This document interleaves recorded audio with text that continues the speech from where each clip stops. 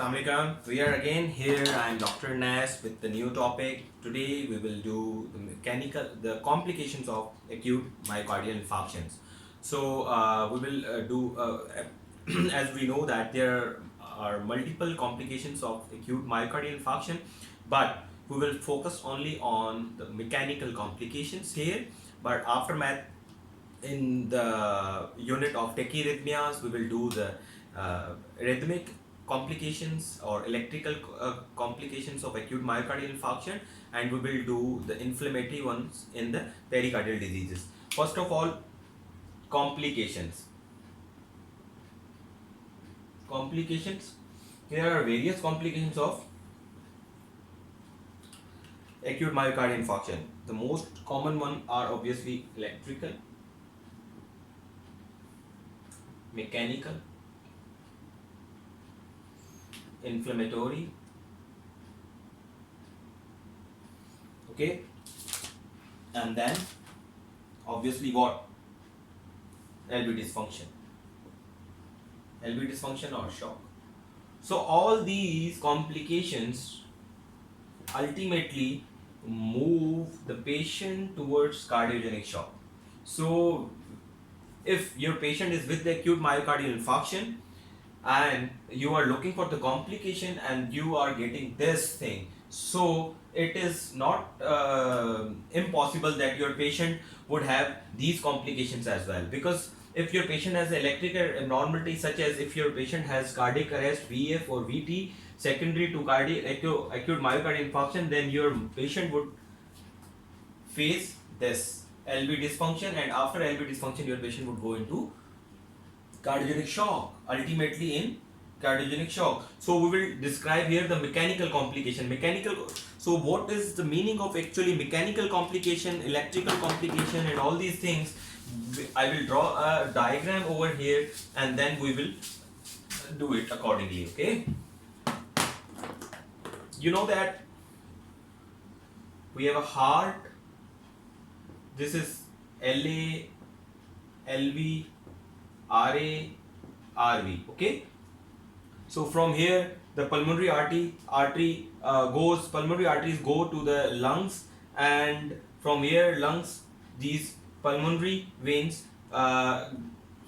take blood to your LA, okay, fine, and from this LV blood goes to system, it means body. Actually what happens here, we have a electrical system, SA, AV and Purkinje system.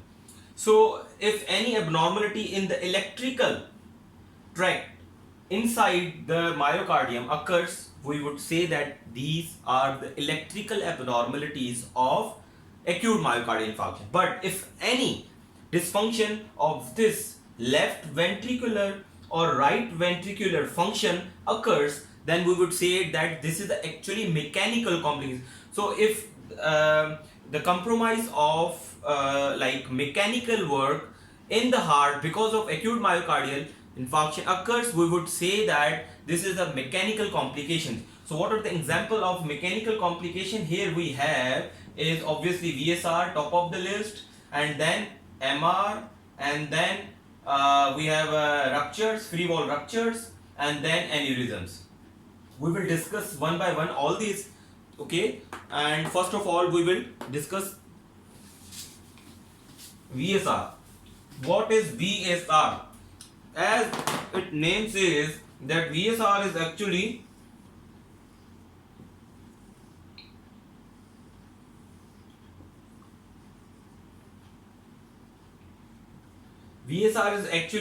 any defect, any rupture in the intraventricular septum because of acute myocardial infarction. So there are the two parts of the actually intraventricular septum. One is the apical one, which is near to the apex, and second is basal. So obviously according to the pathophysiology, according to the site of the rupture, VSR rupture, we divide this VSR into two: apical VSR when VSR occurs at apex of the heart at the apical portion of the intraventricular septum we will call it as a apical VSR. But when the rupture occurs at the basal side of the heart at the basal intraventricular septum, then we will say it that it is a basal VSR and apical VSR. So what are the risk factor of actually to develop this VSR? VSR was very much common because these all mechanical complications were more common into the thrombolytics because of the post-thrombolytic patients. But nowadays, as you know, that there's a era of primary percutaneous interventions, primary PCIs. Most of our patients have been gone through primary PCIs because of acute myocardial infarction. So in post this thrombolytic eras, like we have come from our thrombolytic eras, nowadays we are rarely perform the thrombolytics in our patients. That's why the prevalence of VSR decreases from 1 to 2% to 0.7%. Nowadays we have only 0.7% of VSR in our acute myocardial infarctions. And initially, in thrombolytic era, we had only 1 to 2% of prevalence of VSRs. And a very third type of VSR we have is the serpentious type. Like it is actually meshwork of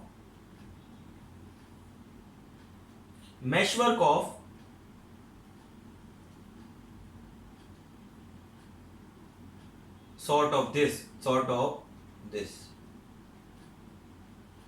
Like if you have any serpentious like the meshwork of connection between the RV and LV, then because of acute myocardial infarction you would say that it is a serpentious type of VSR. So now we will discuss this apical and basal one by one, but before we will going towards apical and basal, we will discuss the risk factors for VSR. What are the risk factors for VSR? One is obviously, as I told you, that thrombolytics. If you have patient gone through the thrombolytics, then this is one of the risk factor. Second is female gender. Okay, and after that there is if they have the CKD, first MI. Okay, and have congestive heart failure. So these are the actually risk factor to develop the VSR in our patient who have most of the time who have gone through their who have a history of thrombolytics because of status post MI. But it doesn't mean that your patient status post PCI won't go or won't develop this VSR, but they can develop VSR as those patients who have gone through the primary PCIs or primary PCI or the like reperfusion after presenting late in the ERs. Okay, so those patients who have presented in the ER as a late for reperfusion, and you have done the reperfusion on early invasive in the early invasive category of those patients who have developed the myocardial infarction, they also can go into the they also can develop the VSR because their after myocardial infarction your myocardium or your septum becomes very fragile. As soon as possible you would reperfuse it, it would gain its own strength spontaneously. But if you would not reperfuse the myocardium immediately, then it would ultimately becomes what? Thin, and scar would develop there, and after developing the scarring there, that intraventricular septum ruptures and causes what? Ventricular septal rupture. Now we will discuss that how would we, like, as you know that here is the supply by most of the time by RCA or SIR. So most of the time the basal VSR occurs because of inferior lateral MIs. The basal VSR occurs because of acute ST elevation MI in the inferior or the lateral portion areas of the heart, walls of the heart. But this apical VSR most of the time associates with anterior wall MI or anterior or extensive anterior wall MI. Okay, so what would be the sign and symptoms? Obviously, your patient would be your patient in cardiogenic shock. Sometimes your patient only have a tachycardia or the mild basal cramps and murmur, systolic murmur because of this ventricular septal rupture, and most of the time your patient has a harsh pansystolic murmur because of this VSR, and 50% of the patient has accompanied with the thrill. 50% of patient had thrill on examinations. Okay, on examination you would find all these things, and when you take the history of this patient, they would give the history of thrombolytics or late for reperfusion because of the acute myocardial infarction. It can be occur in the very early hours of the MI, and it may occur after 12 to 24 hours of the MI. So yes, now a second thing, you will go for the ECG. In ECG you can find the Q waves, sinus tachycardias. If your patient has aneurysm as well, then you have a persistent ST elevation MIs, or if your patient is ongoing ischemia, then you would have ST depressions or ST elevations in the ECG. Now we will move towards where echocardiography. How would you diagnose this VSR? If on examination you are having a murmur, then it is important to rule out the mechanical complications in your patient of the acute ST elevation MI. Then you would go for what? Transthoracic echocardiography. Then transthoracic echocardiography, obviously you need to rule out the basal and the apical VSR, and the basal VSR is best seen in para-external long axis view. Okay, and second view which is best for the basal VSR is apical long axis view, apical long axis and subcostal long axis. So these are actually three views to see the basal VSR, but for the apical VSR you need to do apical 4 chambers.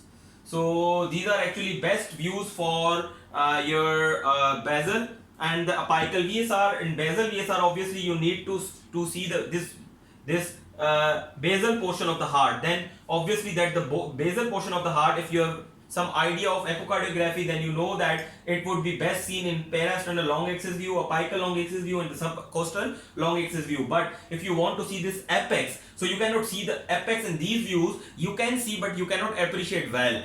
Then you have to make the view of like apical 4 chamber view to see or to appreciate the apical VSR. So the mortality, obviously the mortality of this basal VSR is very high. It is 70% with this and 30% with apical. So apical has a actually good prognosis, but the basal has a bad prognosis. So it also, the site of the ventricular septal rupture also gives you the clue to counsel your patient according to the prognosis of the patient. Okay, and second thing, now we will move towards that. If you have diagnosed all these things, now you will that there would be a shunt. There would be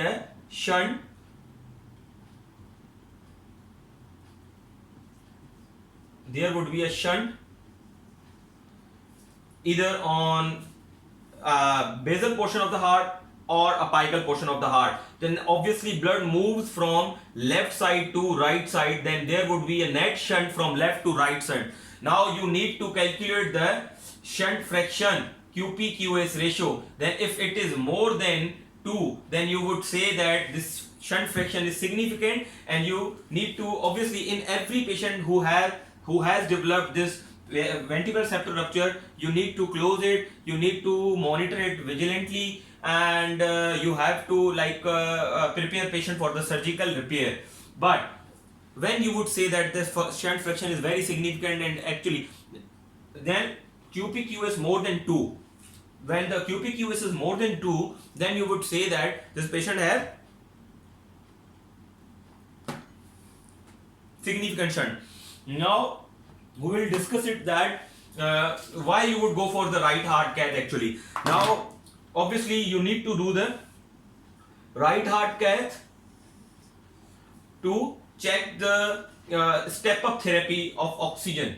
Step up oxygen therapy, most of the time professors ask about it. Then when there would be a shunt fraction and you need to, and you have a discrepancy between the ventricular septal rupture or defected mitral valve or MR,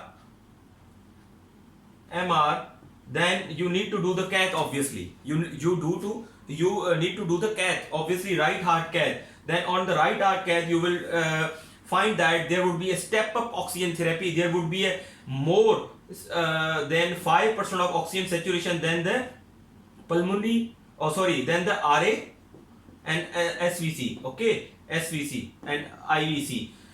So the normal saturation in obviously IVC is 69 to 71% IVC, and in SVC you would have a like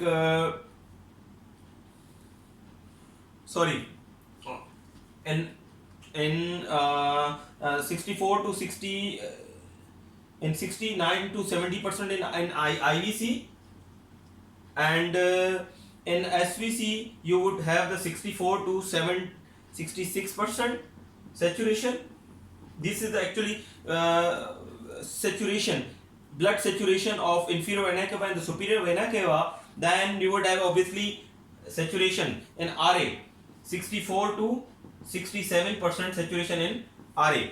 Then obviously in RV you would have 67% in RV likely. So almost the saturation of in the the right side of the heart, from inferior vena cava, superior vena cava, right atrium, the right ventricular, in the right ventricle, almost it would be between 64 to 71%, okay, 71%.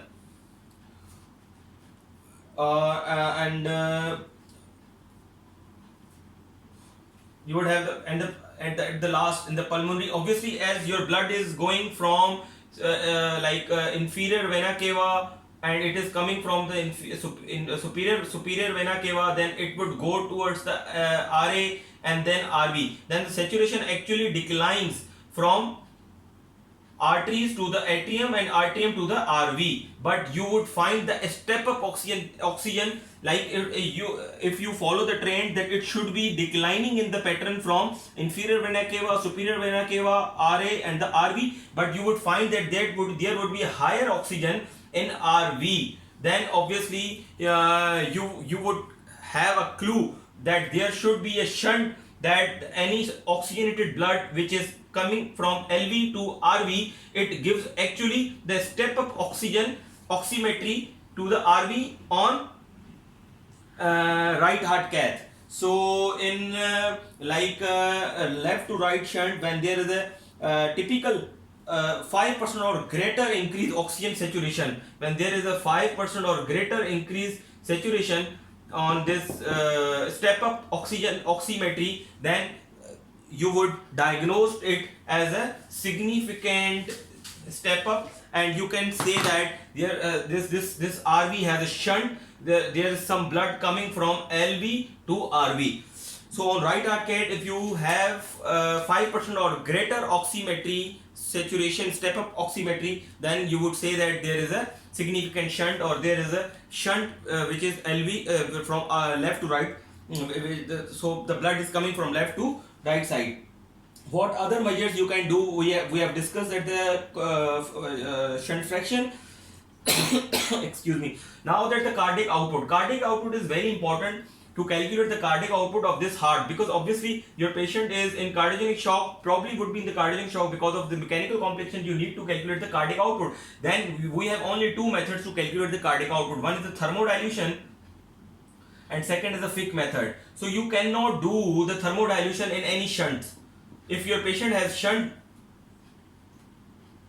left to right, then or right to left, then you cannot go for the thermodilution if you want to calculate the cardiac output, but the Fick method only. So what is the method? What is the formula to calculate the cardiac output with the Fick method? The Fick method, you need to calculate it, the cardiac output by cardiac output is equals to O2 consumption minus, sorry, it is like not minus but O2 consumption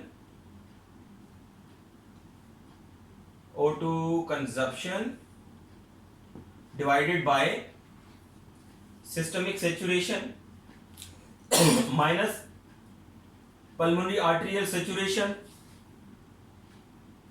then multiply by hemoglobin, multiply by 134 multiply by 10. So this is actually the formula to calculate the cardiac output in shunt, in any type of shunt, because of VSR or VSD or like any congenital or like this acquired shunt secondary to this acute myocardial infarction. You have to use the Fick method. So what is the Fick method? What is the Fick method formula? Cardiac output is equals to O2 consumption divided by systemic saturation minus pulmonary artery saturation, which you would get on your right heart cath, then you would multiply it with the hemoglobin that you would get on the CBC, then multiply by 1.34 and multiply by 10, then you would get the what? Then you would get cardiac output. Then obviously you need to do the left heart cath as well. Then while doing the left heart cath, you will do the ventriculography and you will appreciate the shunt. Then the best views to do the ventriculography is LAO and eleocranial. In eleocranial you would appreciate the like this both your ventricular septal ruptures. So the mortality of VSR with cardiogenic shock is 80%. So 80% of the patient would die if they would develop the cardiogenic shock secondary to mechanical complications, secondary to acute ST elevation MI. So it is very important to treat those patients. Now how would you treat these patients? You need to decrease the afterload. Obviously you need to decrease afterload. Now LV, from LV there is aorta is supplying the blood to body. If the afterload would be increases, like there would be a peripheral constriction, then LV has to put more pressure to send blood towards the body. Then you need to decrease this force. You need to decrease this force. You need to do the vasodilation to decrease the afterload. So actually you have to do the afterload reduction to relaxes the LV. Okay, so as much as you would do the relaxation of LV, the shunt would be lesser, because if the blood moves towards from aorta towards the body, then the blood which is moving actually from LV to RV, that would be decreased. The shunt would be decreased. But if there would be a higher requirement of force by the LV, which is already compromised by myocardial infarction, then it cannot send blood towards aorta because of the increased afterload, then it would send the blood from LV to RV. So the shunt fraction would increases. That's why you need to do the afterload reduction. So the only methods to do the afterload reduction is what? Nitrates. You will give the IV nitrates to those patients to reduce the vasodilation, to reduce the afterload reduction. Second, IABP. If you're obviously IABP would like augment the blood flow towards the LV because of already compromise its coronary flow. And second is what? Closure and nitrates and AC inhibitors actually. So because these both are the afterload reductors. So now we will discuss about closure, how we need to close this VSRs. You have obviously surgical closure. Now there is a very big debate that what time should we close the VSRs, because surgeon says that the early we would close this VSR, the higher would be the mortality. So actually so many trials would say that you have to augment the patient and augment the clinical status of the patient for a few days, then after stabilization and after like like sort of clinical improvement of, after the clinical improvement of patient, we should take the patient towards the surgical closure. So yes, there are few trials which actually support this idea and theory, but obviously those patients who have a high mortality, they would obviously face the death, the angel of death. But those who actually remain alive or remain with us with all these ventricular septal rupture and all these, obviously they would be the low risk patients. They would not be the high risk patient. And and how you would calculate the prognosis of your patient, obviously by the site and the function of LV plus RV. If your RV and LV is poor, then your patients are high risk and they probably their mortality would be higher. So timing is actually debatable. Some surgeon says that we should not do the surgery immediately, but we have only two options to close this. One is the surgery and second is the device closure. So device closure is not an option for those patients who haven't gone for the surgical closure. So there was a trial which was conducted in USA. It said that if you would go for the device closure with by cath, primarily, like if you are doing the device closure of your patient with VSR, then the mortality would be 80%. Mortality would increases. So only device closure is only the option for those patients with VSR who are actually waiting for the closure, who are actually waiting for the surgical closure.